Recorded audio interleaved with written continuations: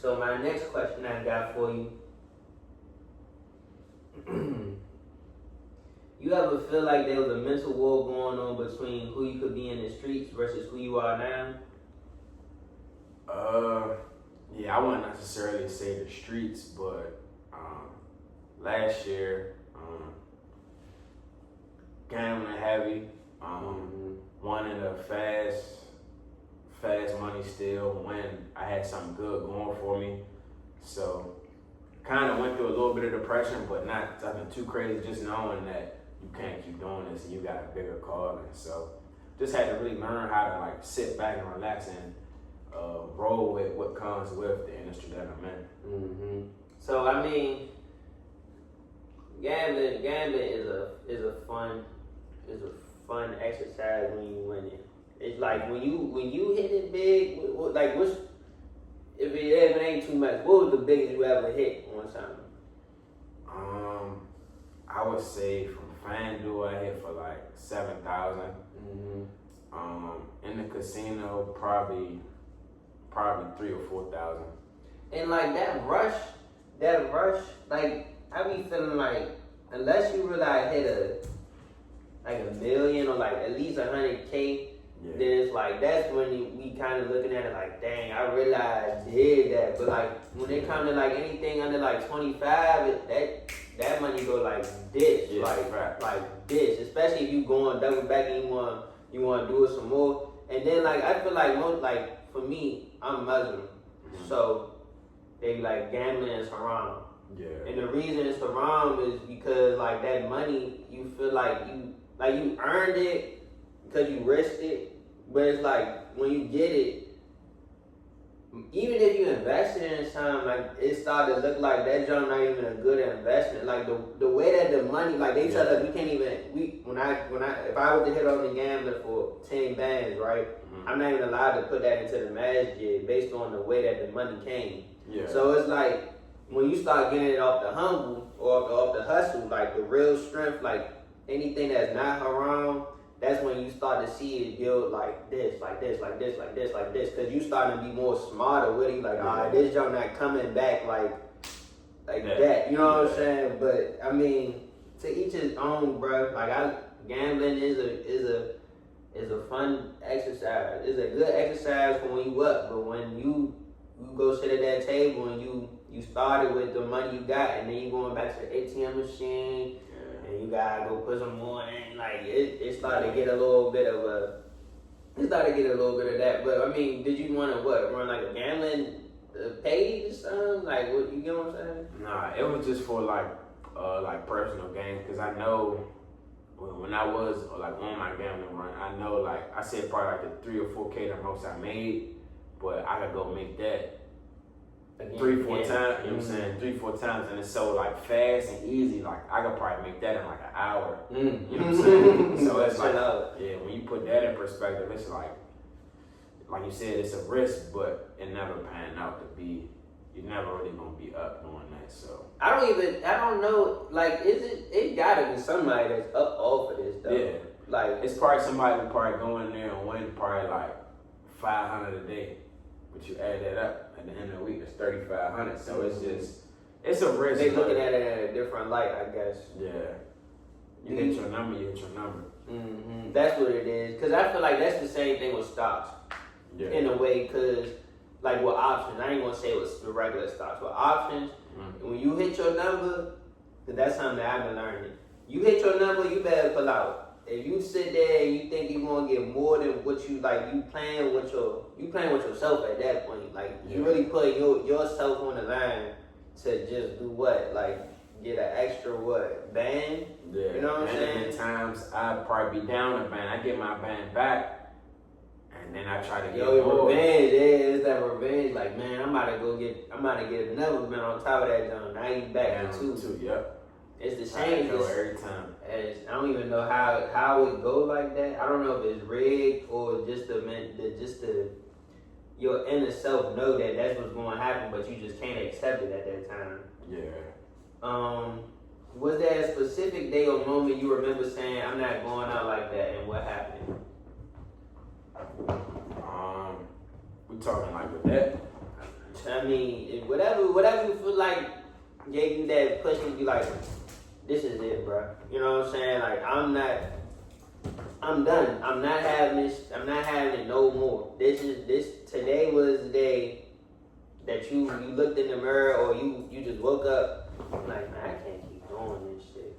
Yeah, I probably would say that time frame of me, I set a certain goal for myself within the casino to where I was trying to put up enough money to where I could go get a house like comfortably. Right.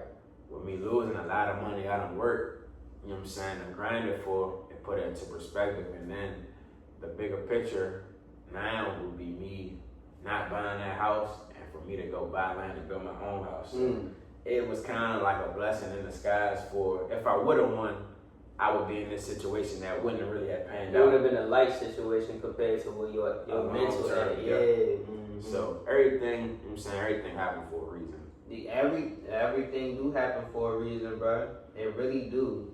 And like, you don't see it in that moment. You never see it in that moment. But when you start accepting every single decision happens for a reason, you start to be like, all right, maybe I just need to just roll with the punches. You know what I'm saying? Just take it for what it is. Get hit right here, because it's always gonna be a better day.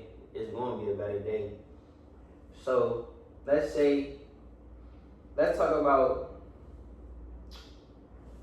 A lot of people think you just woke up and said, I'm a businessman now. But what built that mindset? The school, the street smarts, or just life?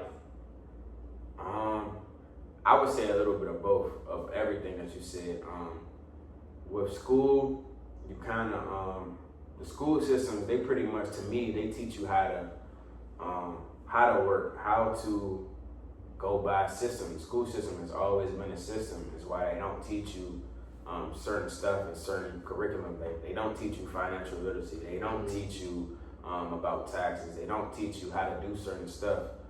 The street side of stuff, you see who got the flashy cars or clothes or who doing this and doing that. You see that, so you kind of learn from that, and you can see like, all right, who's really getting money and what they. It's not really about who you are. It's kind of about now like what you do out here. Like that's what it really come down to. And just with life, I always kind of just wanted to work hard and want more for myself. Back to be going since I was like young, I never pretty much had just one source of income, one job. Like when I told you I got my corporate job, I didn't say I got that, so I'm gonna stop serving. And society is so messed up, they'll think the corporate job is making more starting off than the serving, but you make $300 a day, that's $100,000 compared to your entry level, what you would be starting at. You going like 50, 60. Yeah, like 50, 60. That's before taxes. Yeah, that's before taxes. So the serving money still get taxed too, but it's a different still, because if you do a good service, my boy. Hey. Thank you so much. You are a blessing. My man said he wanted y'all to see the other side. It's all good, you know what I'm saying? Good job, Salim. Good job. What's it called? So, I say this then. Do you feel like, because you majored in what, business? Yeah, business, economics. Economics and business. Do you feel like your economics teacher would know more about money than somebody like Rachel Evans or somebody like Ace from Off of Paid in Full? So to me, it's more than just about the money when it comes to like economics. I think economics really told me of like the way of life and like how everything moves across the board. Not just, all right, you go to work, but how do you make your money? They pay you, but what are they paying you for? Your time. Same thing with like the gambling. Okay, you taking a way higher risk, but you're making the money a lot faster. So it's more so about like what's going on and like how everybody moves around you to where how you know to open a truck at 6 p.m. because I know everybody's getting off work and we're like a dinner time truck to open it up around that 6 to 9 window. Right. So You think it's better when you went to school? So you think beforehand you would have thought, I'm gonna just have a food truck out all day, like I'm gonna open a food truck from 11 to 12 type vibes. But since you're going to school, you know the hot time and the hot spot or the hot spots. Not really about school, just like being on the truck and getting that experience. Mm-hmm. So you would know like when you're gonna be a lot busy versus when you're gonna be slow. Right. And then like we don't even really offer like lunchtime no more because it doesn't make sense financially that you're getting the same quality food, even at a smaller portion of like your rice and noodles. But the protein you can't really get us. I can't sell that for shrimp. I can go down on the counter, but it's still the same food and same quality. We make half the money that we make versus the dinner time. Right. So it just didn't make sense financially. I mean, the exclusive jumps, you know, they open, like, Del Frisco's, for instance, they not open for lunch, I don't think. Or they got like a lunch menu, maybe, sometimes. Some of them started to be open during lunch, but for the most part, like. That was like during COVID, I think, too. Yeah, like your steakhouses, they'll open at 4 or 5. And that goes like 9 to 10. Like you gonna get in at this time. This the exclusive time for you to get in. Yeah. Alright, so let's step into your how can I explain this? You know what I'm saying? My man beforehand, he had a brand called FSO, you know what I'm saying? Yeah. Is it right here? Yeah, it's right here, you know what I'm saying? The chain right here, FSO. What is FSO? Where is it? So to me, it's like a family. Like I said, me and my friends, we all pretty much grew up together, became family. It's like a way of life. We in the clothes, fashion, so we started off on that. We started making music. It's just like almost like that creative mindset, creative spirit that we always just wanted to create our own stuff and just do our own thing. So that's pretty much like what it means to me. When I first heard about FSO,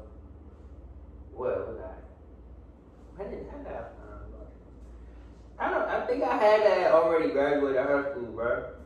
I don't even know. I don't think when did y'all start FSO? It was around, I think, like. Was y'all still in high school when you did? Yeah, I think it was, and I'm a year under. Yeah, but so I think I deployed. Yeah, I remember these pants came out when I came back home. So that being said, how does it feel to have a brand identity that's not like it could like, but you're not y'all. I wouldn't say I want gang timing. It could be like that in a way. People could view it, but it's not gang. Like Blizzard gang, they want to be gang, or Fox Side gang. Like they really making it known that we is moving in violent territory. Versus with FSO, I always felt like it was business oriented, but don't mess with us. Yeah. So it's like, how can you inspire other? Because we're not gonna stop that culture at the end of the day. But how can you empower somebody that's in high school right now that want to be in a group, want to be in a clique? How can you inspire them that it's not all the way? They don't have to be violent up front. Like that don't have to be the number one mission. I'm gonna be violent and I'm gonna be bad. You know what I'm saying? Like you don't have to be that. You can still have your group. You can still name your group. But you don't have to push the narrative that they want you to push. You get what I'm saying? Like 4PF is a good example of somebody that's like that. Like 4PF, they got this and that, and they might be going under for this and that. But that's not how that's led with. They're not leading with that. You get what I'm saying? So what would you suggest to a 16-year-old and his friends that want to name a group? How would you go about keeping that in order, I guess? So you just gotta see like what y'all like and what y'all actually doing. Be yourself and don't look outside. Look within your inner circle. If y'all like playing basketball or like doing this, that could be, you know what I'm saying, what y'all do, what y'all known for. You know what I'm saying? So just pretty much finding your way and finding your lane. Like if you got a good group of friends and you know what I'm saying, y'all want to make money, y'all should all be working at the same place so it don't feel like work. When I was at Olive Garden with my friends around 16, 17, we all work together, and that's the way it is now. So it don't feel like, I gotta go to work. I don't really want to be here. I want to go hang out with y'all. We hanging out, but we getting money at the end of the day. So it don't feel like work. And then you'll have times where back in that 2016 something, there was a lot of parties going on. So you'll have your time when all y'all are trying to get off and go to a party and enjoy yourselves. Mm-hmm. So it'll just be things of that nature. Just make sure that, you know what I'm saying, everybody around, like, mentally is doing good, spiritually doing good, and just stay true to who you are and what you like. That's what's kind of missing out here in the generation now with social media. Everybody is like looking and trying to be something that they're not, but back then it wasn't as internet heavy as it is today. So that's how back then it's more authenticity versus now that everybody's just on the internet. Right. Yeah, that's true. Yeah, back in the day it wasn't a lot of internet hype. Yeah, like you really had to like get outside, and even in this area, like I know they're closing it down now, but Six Flags was a good meetup for all the kids in Prince George's County. Boulevard. Yeah, you like that was the internet. You right about that. Like you didn't have to take a picture at the Boulevard, or you didn't have to take a picture at Six Flags. Like you just had to be there. Like if you was there and you was with your guys. Yeah. And then that's how you got your notoriety. Yeah. I can't even think of what else, like gallery place, like. But I guess that came from Georgetown was the move back then. Mm-hmm. I think that came from go-go culture though. Yeah. Cause like, yeah, that was a time, bro. That was a time. That was a time that I feel like we never want to get that time back. Yeah, it's so good. Yeah, it's too much. It's too much. There's too much chest ego out now. Too much pride. Too much pride out now. That's the exact meaning behind that.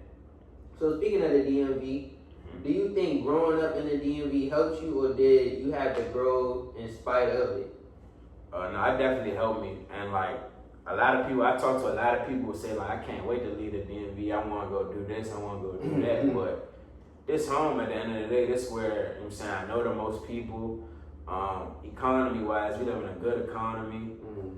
I can't really speak too much on the school system. I know back when we was in school, it was like life more than it was like teaching. So you might have not learned the most or been the most book smart, but you got the experience of like life, like how to move and know I got these brand new shoes, but because I go to school, you can't wear those, or you know what I'm saying, stuff like that. Like it was more of a teaching of like life, and we don't look at it. You go somewhere else, they don't have black teachers, black doctors, you know what I'm saying, things of that nature, when you can grow up in that environment and see like what Prince George's County used to be #1 black community in the world. I think now Charles County now. Well, this is down the street. Yep. So like growing up in this, you do realize that you can be successful. Yeah. Like that's something that I think. Like say like somebody grow up in South Central LA. Like you're not really thinking, oh, I could be successful, even though Hollywood right down the street, right? What you see. But you see every day is gang culture and this and that. Or Chicago, like you're not really like I never even been to Chicago, but I can tell that black people not necessarily favored it to be successful in that area. And that's a thing I see about like the DMV. With me going to school down south, that Southern hospitality, that's real. Like us being like from up north, we kind of have an image of being like that pride and like stuck up. More hard. Yeah. So I definitely feel like the DMV, like it was an advantage if you ask me to be black and be raised here. Yeah, I think it's actually would you want to raise your kids here? Yeah, I definitely want to raise my kids here. Would you want to go to the same school that you went to? All elementary through high school, would you want them to go to the exact same schools, or would you do something different? Probably not that. I probably want to go to the same schools. Well, what high school did you go to? I went to Eleanor Roosevelt in Greenbelt. That's not bad though. I mean, that's a good school, but you see all schools. Yeah, middle school was a little rough. What middle school you went to? Thomas Johnson and Lanham. That's probably I ain't go there. Yeah, that was a little rough, man. They had all the bathrooms locked. Damn. At lunch, you got boys on one side, girls on another side. You got silent lunch. I remember silent lunch. I remember gotta that. line up, single file line, and walk the lunch. It's like, man, we still kids, but I think middle school. I don't know. I went to Walker Mill, bro. So it give or take, bro. Like if your middle school did have order, cause mine, I feel like it was a free for all. Like you know what I'm saying? That was dangerous. Like especially in that age bracket where. Like maybe middle school I would want my kid to go to a private school just to get treated better because in that age bracket I'm talking about you get sent to in school suspension, no reason was you know what I'm saying like jail in a way like middle school was like jail bad fun jail and then high school it start to get a little bit less like that in a way like I don't hear them same stories that like what you just said silent lunch. Yeah. That didn't happen in elementary school. Yeah, but you get to middle school, and now we got silent lunch, and we gotta be quiet, and I got in-school suspension, and this and that. Like, it's a whole bunch of stipulations that I don't understand about middle school, but I guess that they trying to shape us into stop being bad, or, I don't know. I couldn't tell you, actually. Middle school, I feel like middle school is like more structured, like, even that jump, what's that middle school, man? I don't even remember, but I know they had to wear like ties. Like I don't even remember. They had to wear like gold ties, bro. Like it's just like middle school is such in this area. Middle school is a weird place. Yeah. Like it don't make sense. That's something I didn't even think about because every middle school was different. Like every middle school was different, and all of us was looked at as like we need to get trained to stop being bad. Yeah. To a certain extent, like so, but